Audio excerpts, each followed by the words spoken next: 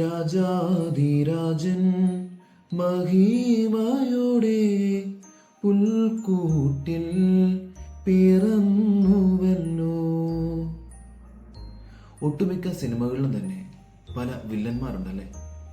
നമ്മുടെ ജീവിതത്തിലും നമ്മൾ പല വില്ലന്മാരെയും കണ്ടുമുട്ടിയിട്ടുമുണ്ട്. ക്രിസ്തുവിൻ്റെ ജീവിതത്തിലും ഇതുപോലെ പല വില്ലന്മാരും കടന്നു വന്നിട്ടുമുണ്ട്. അതിൽ ഒരാളാണ് ഹെരോദോസ് രാജാവ്. ക്രിസ്തു ജനിക്കുവാനായിട്ട് പോകുന്നുണ്ട് എന്ന് അറിഞ്ഞപ്പോൾ തന്നെ അവനെ വധിക്കുവാനായിട്ട് ഇറങ്ങി തിരിച്ചവനാണ് അദ്ദേഹം. പക്ഷേ ക്രിസ്തു പരിശുദ്ധ കന്യകാമറിയത്തിൽ നിന്നും നമ്മുടെ സമാധാനത്തിൻ്റെ രാജാവായിട്ട് ജനിക്കണമെന്നും നമ്മളെ ഒത്തിരിയേറെ കാര്യങ്ങൾ പഠിപ്പിച്ച് നമ്മുടെയൊക്കെ പാപങ്ങൾക്ക് പരിഹാരമായിട്ട് ബലിയായി തീരണം എന്നുള്ളതും എഴുതപ്പെട്ടവയായിരുന്നു.